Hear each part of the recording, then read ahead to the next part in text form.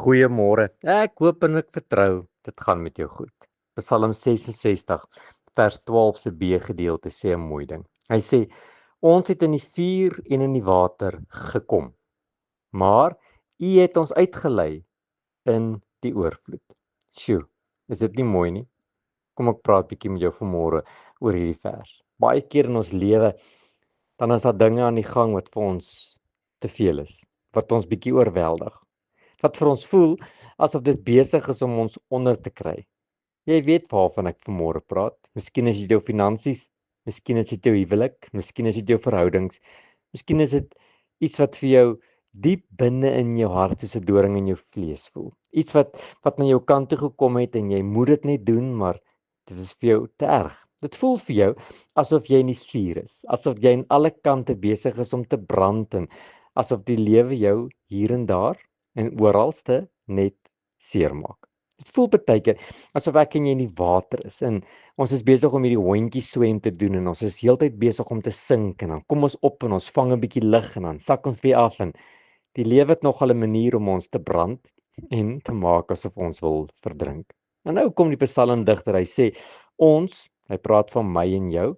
Ons het in die vuur en in die water gekom. En miskien klink dit vanmôre vir jou bekend, daardie vuur en daardie water. Hy sê maar, ek hou van 'n maar in die Bybel. 'n Maar beteken dat dit alles wat sopas geskryf is kanselleer. Hy sê maar U het ons uitgelei. U het ons uitgelei. Onthou jy die Bybelse vers wat sê al gaan ek deur die water en al gaan ek deur die vuur, sal dit my nie oorweldig nie, dit sal my nie skroei nie en ek sal nie eers ruik na rook nie. Want die Here het ons uitgelei. Onthou jy die volk wat in ballingskap vas was en elke keer het die Here gekom en het hulle uitgelei terug na hulle land toe waar hulle moet wees? Onthou jy die Israeliete in slawerny en hoe die Here hulle uitgelei het? Dis dieselfde woordjie wat hier gebruik word. Die Here wil vanmôre vir my en jou sê dat wanneer ons voel asof ons in die vuur en die water gekom het, dat die Here ons gaan uitlei. En dan hou ek van die manier waarop hierdie vers eindig. Hy sê in die oorvloed in. Nie net genoeg nie. Nie net sodat ons kan oorleef nie.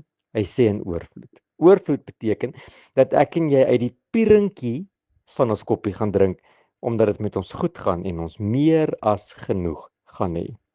Jy sê dalk vanmôre, dit voel nie vir my so nie. Dit voel nie of daar oorvloed in my lewe is nie. En dit voel net heeltyd asof die vuur en die water besig is om my onder te kry. Ek het goeie nuus. Hou net vas.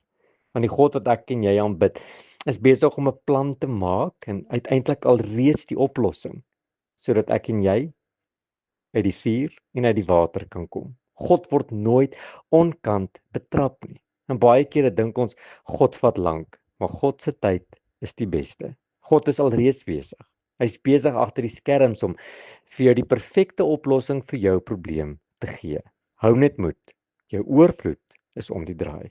Here, baie dankie vir 'n God gegeewe woord. Here, dankie dat U ons uit die moeilikheid gaan uitlei in oorvloed in. En dankie dat ek deel daarvan kan wees. Amen.